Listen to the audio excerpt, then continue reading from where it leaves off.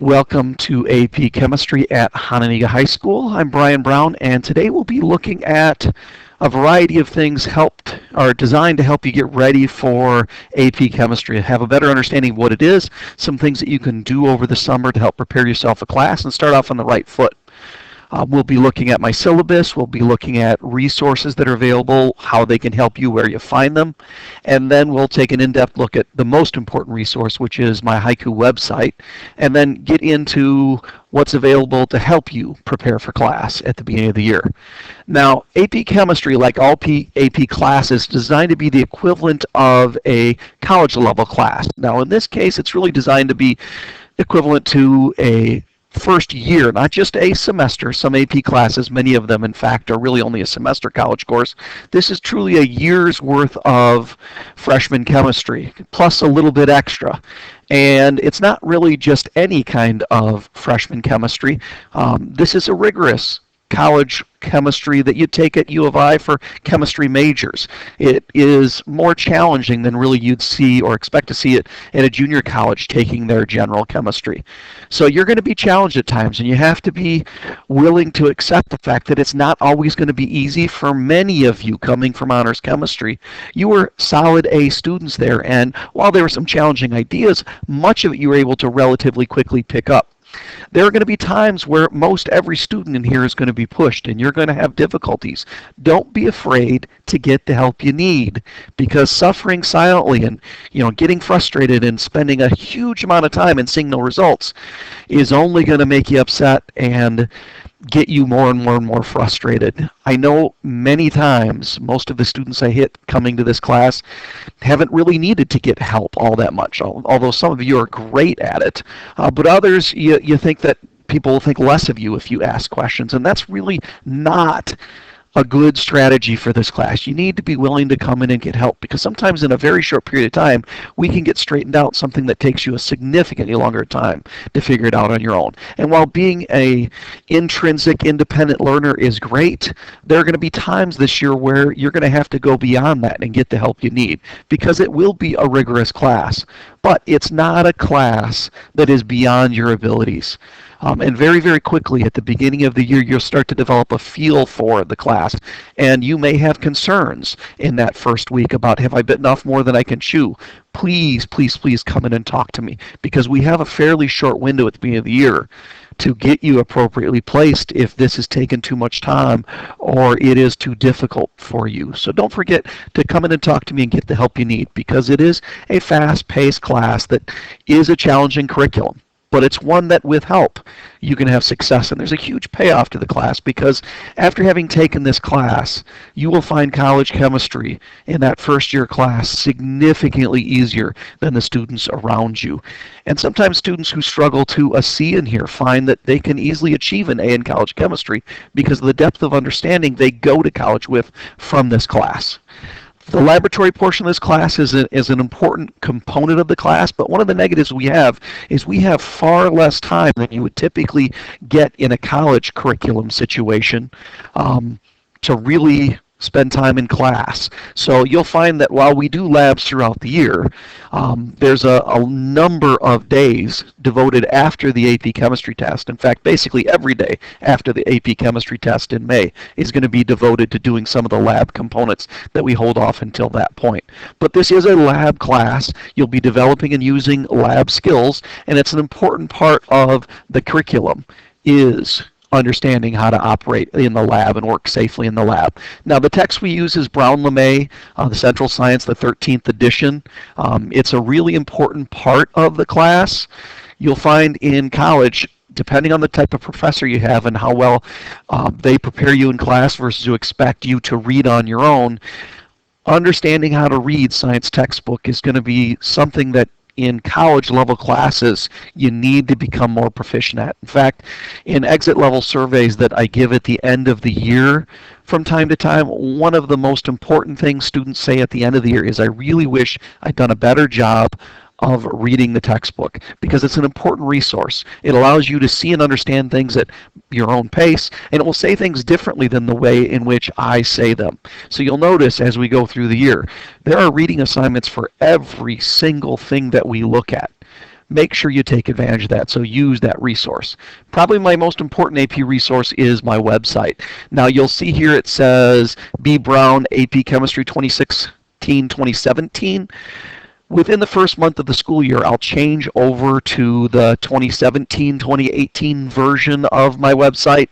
At the very beginning, I need to basically keep operating what I had for students that may be accessing it over the summer as they prepare for college, as well as for you until I can get my new students uploaded into Haiku. So right now, if you go into Haiku, it's not going to automatically bring you to my website if you've had classes where teachers have been active Haiku users. But in the first month of the school year, we'll be changing over, and eventually the 16-17 site will be shut down, and you'll have to go to the 17-18 site. But at this point, I need to leave that active because it's the only way you can access things before I get you added to in a part of my Haiku site. Now, one of the things that you'll notice is at the end of the chapter, when we're doing the homework assignments from the chapter, some of them are black and some of them are red. When you actually, it starts with the number of the chapter. So chapter 1, it'll be 1-1. Well, some of them are red, some of them are black. And you'll find that most of the time, as long as I can get acceptable, good questions from the blacks, most of the time you'll be assigned questions from the blacks. But you'll notice that often, right before that, especially with the math that we do, right before the question that's in black, there'll be a preceding question that's in red. Now, one of the things that I make available to you through the website is the chapter reds for all the different chapters.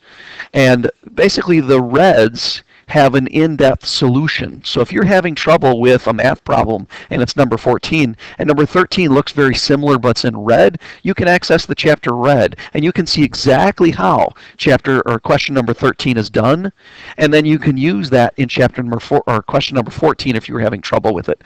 So one of the most underutilized resources that's available would be the chapter reds. On my Haiku site, for every single chapter, the chapter reds are available. And you have to, basically, it will be a password protected situation.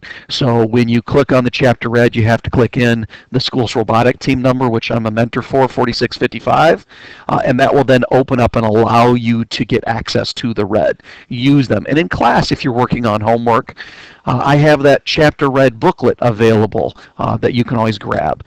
So it's one resource you have that is heavily underutilized by most students. Now, when we get into the chapters, you'll notice that the notes for each chapter, I always call them the objective notes. And before you actually see the notes for the chapter, there is a list of objectives. It's a checklist that I've developed for every single chapter that tells you exactly what it is I expect you to know and what you'll be assessed on the test.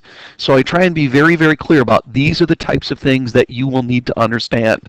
So use that objective checklist as part of your daily work. So if we're doing section 1.1, what are the objectives from section 1.1 that you're supposed to understand? So use it on a continual basis whenever you're doing anything from the notes. And then more importantly, use it as a part of your study to help prepare for the tests at the end of each chapter set. Next thing that I have listed is something that I never print out, but it's available for every single chapter. It's called the Core Review. It's a brief review that summarizes just the key ideas. So it's not like a long set of notes. It's typically a one-page sheet of paper. It's posted on my website, and honestly, you should print out every single core review for every single chapter that we cover because it's a quick down and dirty look at the ideas, and it's a great way to not only prepare for tests by looking at what I've got there, but it's also a much more efficient way to help study for the semester finals.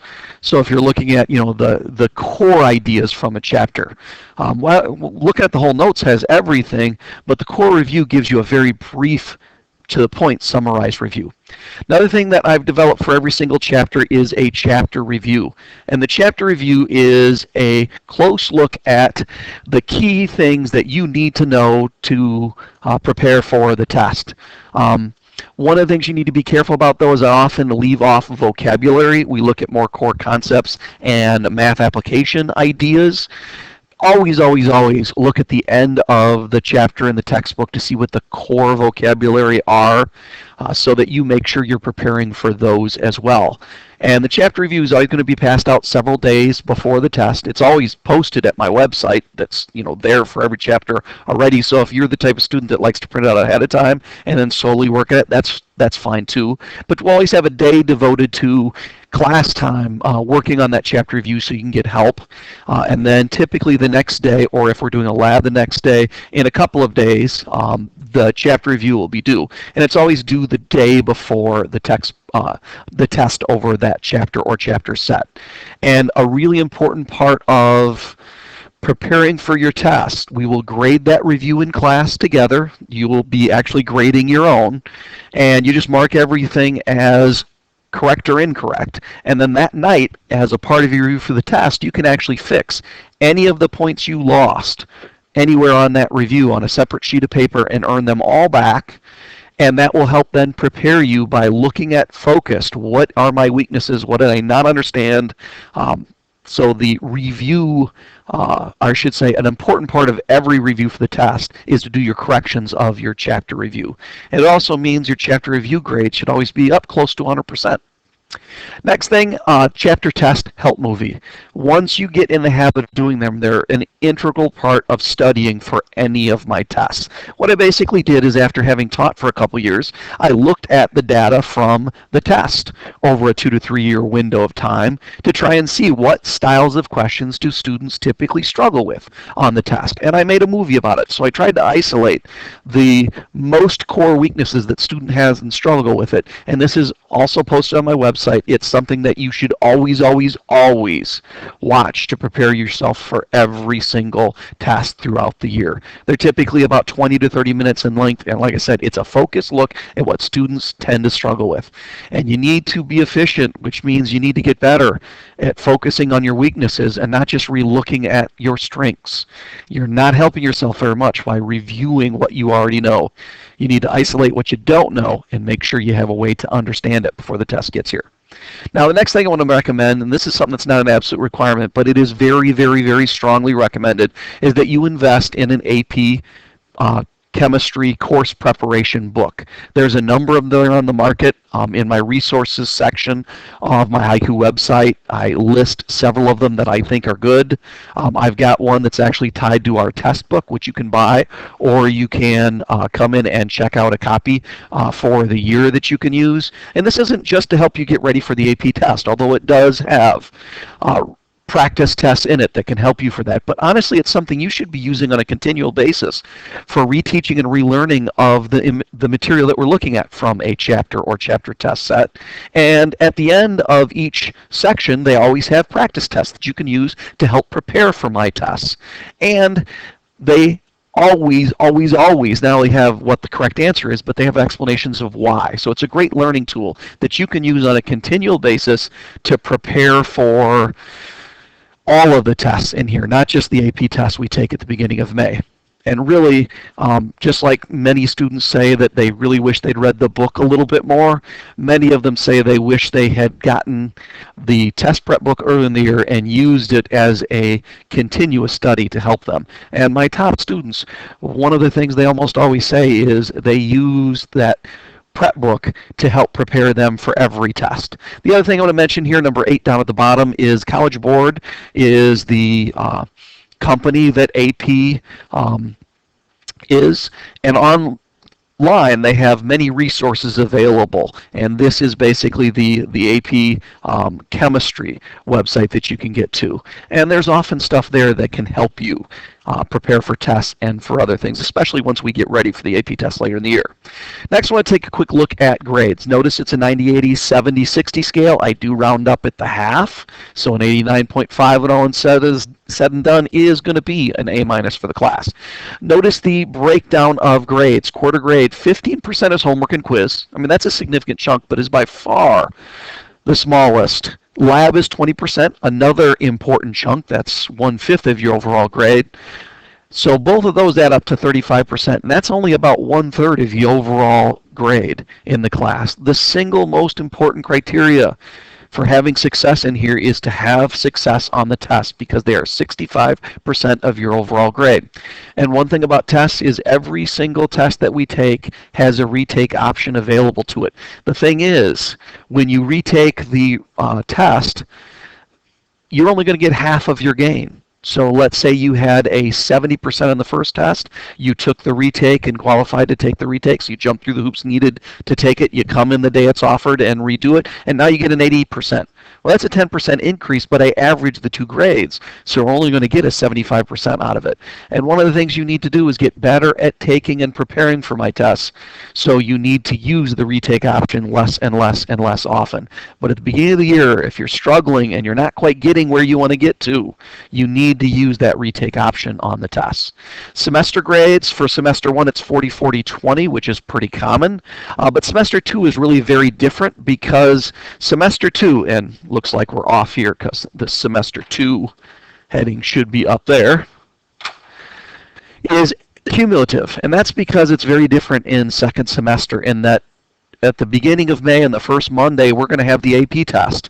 And that leaves a chunk of time afterwards where we're going to be doing labs. So the front half of the semester is where all the tests are and a handful of labs. And then after the AP test, there's no more tests, which really makes fourth quarter very, very different than third quarter. So I do a cumulative grade in second semester. 80% is your cumulative quarter grade, and then 20% would be your semester test. But you need to understand, if you're doing what you need to do in first semester, there's going to be a big payoff in second semester, because if you get a B or better in each semester, and you take the AP test, and you continue working to the end, which means you can't just shut down after the AP test or when we get close to the AP test just because we hit our last test, because you need to work to the end. If not, I'm going to give you one warning, and then after that, you've lost your exemption on the final.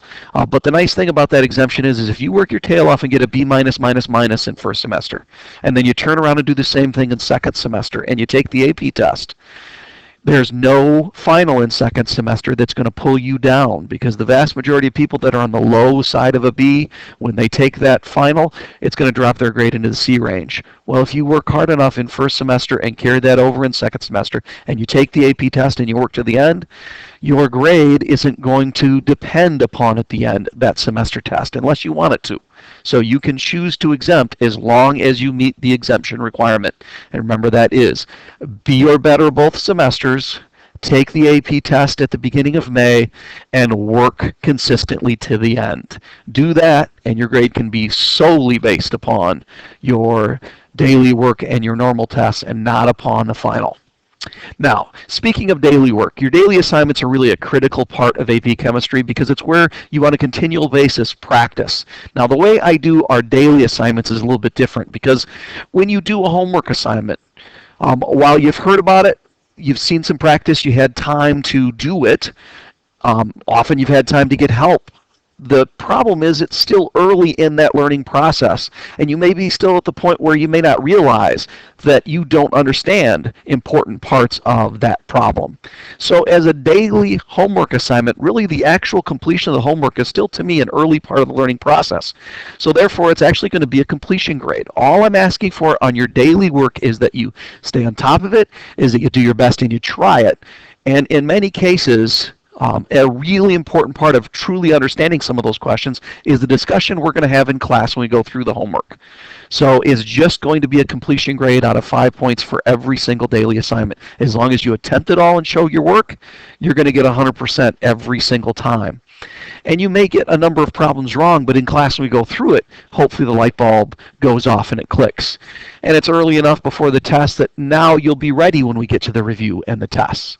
Now, the one thing that is not graded for completion grade that would be a homework assignment is the reviews. The reviews are always graded for points, but remember, you can correct your reviews, and we always grade the review a day before the test, so an integral part of your preparation for preparing for the test is to do your review corrections, and you can make back all of those points. So honestly, your homework grade should always be in the high A range if you're putting in the effort needed to have success in the class. You always have to do it on a separate sheet of paper. You show all your work, you staple it on top of the original assignment, you turn it in that next day before you take the test, and you can earn back every point. So really, there's never a good reason for your homework grade below an A. Now notes, and this is something that I'm in the process of redoing some of the class this summer, but you'll notice a number of the chapters, in fact many of them may end up being done by what's known as a flip method, where the talk at you, just looking at the key ideas, much of which you will be okay with, that gets done instead of in class, outside of class. So an important part of your homework is not normally what you'd think of as homework on a daily class. It's the lecture portion. That's typically what you do as homework. And then in class, that gives you time to actually work on the problems in a setting where you can get immediate help from me as you need it. So as a flip method, and you'll see this in the first 3 chapters, because I've made a movie for the first 3 chapters that lectures and teaches you the ideas. You print out the notes.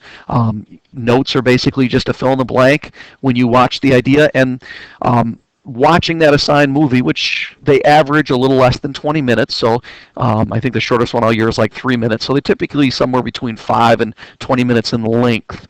There are a few that are a little bit longer than that, but not that much. And you get points for doing that, watching that. So on a typical chapter, you will often have the lecture portion outside of the class, and the nice thing about that is you can do it at your own pace. You can rewind it if you need to. You can increase the speed. Makes me sound a little bit like Mickey Mouse, but you can actually get your notes done in a quicker fashion and slow down when you need to. And that way, that part of the material is done, and we can concentrate on a greater understanding and discussing what it is you don't get from the notes and practicing the application in class so you can get help immediately when you need it, rather than struggling outside of class with homework without the resources that can help you truly understand it in an efficient way. So notes for many of the chapters will be in a flipped classroom style. Now, reading. Remember, I mentioned this before. Students often have said at the end of the year one of the things they wish they did more was read. Whenever you have notes assigned, or if it's a normal lecture and we're lecturing in class over section 2.1 to 2.3, your homework is to read those sections in the book. And it's an integral part of what we do, and it's something you need to take advantage of. But it's not really something that I can moderate and I can make you do. But I guarantee you, the very minimum, skimming and looking at key ideas from the reading section each night is a critical component of your learning. And in many college classes, it's going to be one of the most important parts of the learning process. In high school, we tend to be, even in a college class, much more guided. So yeah, you're going to get a ton of help from me.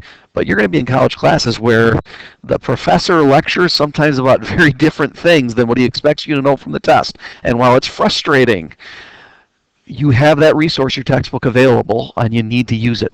One of the things I mentioned here is the important use of study groups. When you're working in class, I'd really strongly encourage you to get a group of 2 to 3 to 4 students that you can work well with, because one part of the question you may understand and somebody else in the group doesn't, and you can more efficiently help your way through and explain ideas, and everybody gets a greater understanding of the question through those discussions if you work in study groups. And it's something that's critical in college, to find a good group of students that work well together to help you in class. And you have to be careful in these group settings that you're not being carried, that you're not just copying. You need to be an active an integral part of the group discussions, and you need to make sure that you say, how did you do that? I don't get that. So make sure that in these study groups that you're participating and you're not just copying, because if that's all you're doing is writing it down, you're not going to have a deep enough level of understanding to answer the questions on the test. And that's one of the things that is very, very different in a college level AP class like chemistry than last year's chemistry was. Because in first year chemistry, we pretty much show you exactly, this is the equation, these are the things and ways we want you to be able to solve that equation, and then you see those exact same things on the test. Well, one equation can often have 20 different variations, and you can't do and practice all 20 of them. So that means you need a deeper conceptual understanding of math problems and a mathematical understanding of the variables and their relationships in an equation than you had in first year chemistry. You need a much, much deeper level of understanding because you can't get by just skimming and memorizing. You need to actually understand and be able to use the ideas properly. And good discussions in groups can really help with that process. Late work, there's a 2-point deduction for homework, so daily work is 5 points. If you don't have it ready that day and you bring it the next day, then you're going to get a 3. And if you don't have it ready the next day, you're probably going to be getting down to a 2 or a 1. And as far as homework goes, as long as you turn it in before the test, it'll never get to 0. So any late work that gets in before a test, you'll always get at least 1 point out of the 5 for it. One big exception to that is the labs and reviews. Labs, there's a 10% reduction in grade, so a full letter grade every single day. So it is critical that your labs are not late. And it's also critical that the reviews are not late. You need to come to class with those reviews ready and finished because it's a really integral part of your preparation is to see, okay, I tried everything I'm supposed to know. Do I really know how to do it? If you haven't attempted the assignment, you don't know what you know and don't know at that point. So you need to make sure that you also have your reviews completed. Reviews turned in late will also undergo a 10% deduction, just like labs do, because it is so critical that you have them ready the day before the test. And after the test, often I will not accept late work. So you need to make sure that you've got your stuff from that chapter done to completion before the test hits. Now, anytime you have a question, including over the summer, if you've got a question from the homework, don't hesitate to email me at my school website. And remember my Haiku website, which is one of my most important resources. This is the current version of it, but eventually it's going to change over to the 2017-2018, and your names will be linked to the site. So going into your Haiku portal, you can get to my class without having to go through this. But the easiest thing now is to just bookmark it so you can quickly and easily get to the website as you need to, which is what I want to talk about next. What really is the website? Well, when you get to the website, you'll notice that I've already changed it over to the next school year. So I'm redoing the movie now. So this would be for the 17-18 welcome to students. And what I'm making right now is what it talks about in the middle of the reading here. That one of the first things you need to do is watch the Introduction to AP Chemistry movie, which is what I'm making right now. Now, when you get to my website right now, the first web page, which will open up to, is the AP Welcome. Because when I want students coming in for the first time, I want it to take you here so you're focused on exactly what you need to do to prepare for the beginning of the year. But very, very shortly, it'll actually be the AP Chemistry daily schedule that will be the heading, and when you enter the site, that's where you'll get to first. And you'll see here I've already got the semester 1 stuff up. It just needs to say 2017-2018 here. Because this is already tied to next school year already. So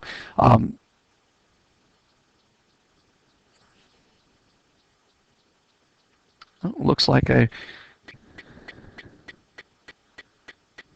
there is the one. I've got to change that around, so the active one is actually the 2017-18. I've got to rechange the name here. But right now you can see that this is already set for our schedule for next year, for the 2017-18 school year. And I'm trying it just a little bit differently this year. We're going to take an extra day, which pushes things back, which will hopefully make things a little bit easier. But back to the welcome page. One of the things you should be doing here is using the resource available on the website to help get ready for the beginning of the year. Because we have to move at a very fast pace, while you can wait and do absolutely nothing over the summer, that means you're going to have a lot of work in that first week of class. Or you can get your notes out of the way, you can get some of the homework out of the way and make those first few days a whole lot easier. Everything that's in the first 3 chapters, with the exception of 2 small ideas, is something that you've already seen in first year chemistry, which means it's something that you already should be prepared and know how to do. But the thing is, I can't just assume that you know everything you're supposed to know from those key ideas, so we still need to do the chapters. We're just going to do them at a much faster pace than we normally would. Now, you'll notice that In the main part here, after the welcome, it then takes you through what you really should be doing, starting by watching this movie, and then you get into, for chapters 1 through 3, you should read the chapter. So check out the book or register with the online access code. If you need a copy of the online access code from me, you can email me and I'll release you that. I've already got the codes for the next school year ready to go. But most all of you have already checked out a textbook, so you can just use that. And what you're going to do basically is print out a copy of the notes. So you'll notice here it says read the chapter, and then it says download and print the objective notes for each chapter. So to do that, you need to enter into, at the left side here, like right there, that would be the chapter 1 through 3 page that you need to get to. So if you go into the chapter 1 through 3 page, it'll bring up a new site here.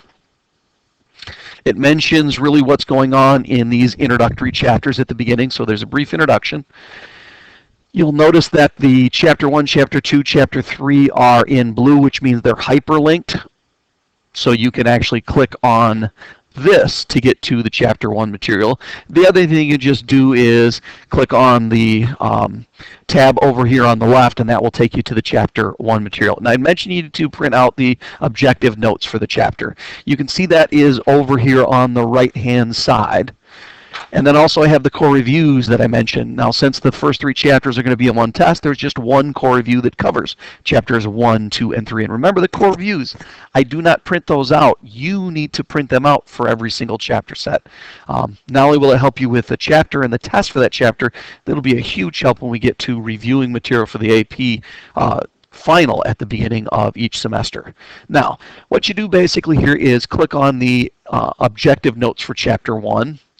And you can see that this is the list of objectives I talked about before. So that's on the first page.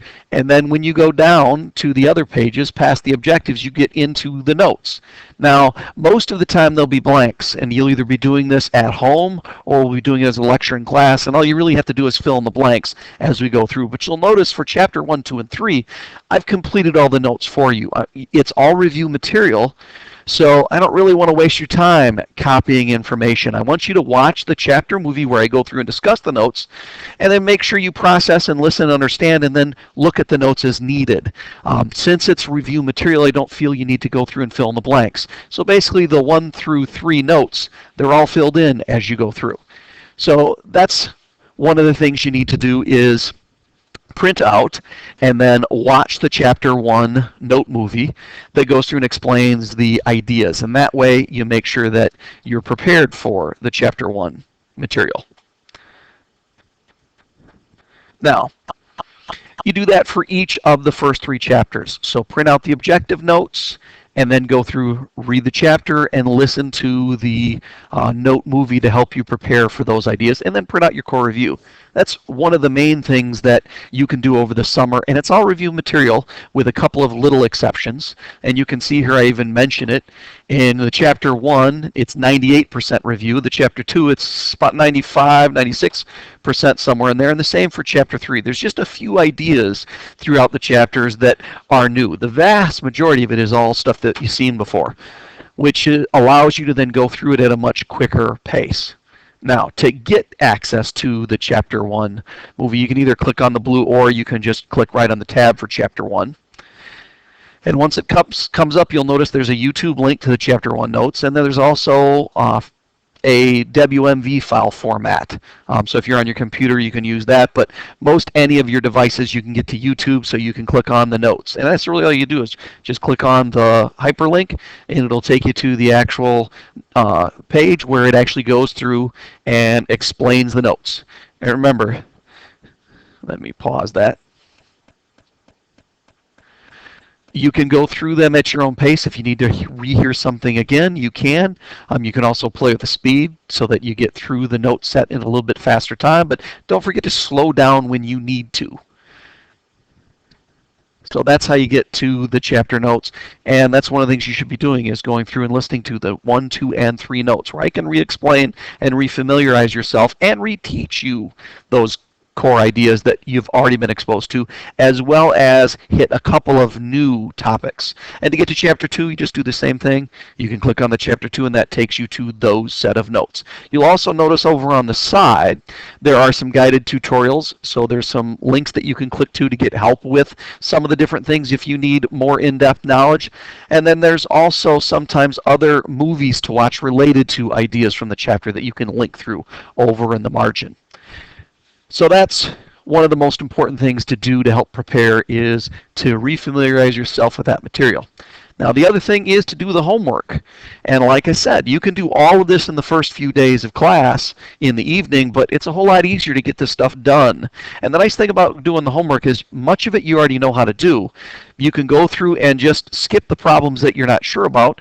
So then in those first few days, you can only concentrate on the ones that you need extra help with. And that's something we'll have built-in time for each of the first few days, is to answer questions from the homework set if you have any, or to answer questions about maybe something from the notes that you didn't get.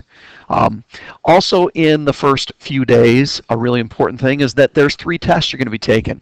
There's some elements that you should know the name and symbol of. Most of those you probably could ace right now. There are ions that you had to have memorized for first year chemistry that you have to have memorized for AP as well. And then there's strong acids and bases, which is a short memorization list. We talked about strong and weak acids and bases in first year chem, but you really didn't need to memorize any. And in AP chemistry, it's expected that those few strong acids and bases you know, because they behave so differently. You need to know when you've got a strong versus a weak acid or base. And then there's also a practice ion test you can take to practice the ions to make sure you ace that. You're probably going to be a little bit weaker on that than you are with the elements. And then the strong acid and base test, that's a pretty short test with a short list of things, strong acids and bases that you need to know. And remember, if it's not strong, it's weak. So those are the first 3 tests that you're going to hit. Day 2, you're going to have the element test. And then day 3, you're going to have the ion test. And then day 4, you're going to have the strong acids and base test. And the first 2 tests, if you struggle with them, you can actually come in and there'll be a morning retake for each of those. So if you didn't like the grade that you got on your element test, you can come in and do better. But just remember, you only get half of your increase. I average the 2 grades. And yes, if you do worse, then I'm going to average it still and your grade will go down. But those 3 tests are to refamiliarize yourself with stuff that you're supposed to know and be prepared for at all times in the class, as well as, even more importantly from my point of view, to pad your grade. They're designed to be relatively easy assessments so that you can start the year with an A+, and then your goal from that point is to maintain. And the element and the ion test, they're full 100-point tests. So they're the equivalent to any other test we take all year. So take advantage of that and pad your grade early, because when you hit the test that we'll be doing, you're going to find they're much more rigorous than your first year preparation for tests. And sometimes the same level of preparation isn't going to give you the same return. And there's a window where you really have to learn, okay, that didn't work, what can I do differently for the next one? But hopefully after a couple of my chapter tests, you're comfortable and maybe you don't need to do the retakes anymore for the test, but more importantly, the first time through, you're getting the grades you really want to get. So don't forget, prepare for those first 3 tests, start with a high A, and then all you have to do at that point is maintain it. And that's really the stuff that I wanted to talk to you in this introduction movie, was to familiarize yourself with some of the resources and, more importantly, really what's on the Haiku website and how you're going to be using that Haiku website. So welcome to AP Chemistry. I'm excited that you're accepting the challenge for the class, and I hope we have a great year. And remember, get help as you need it, because there will be times where everybody needs help.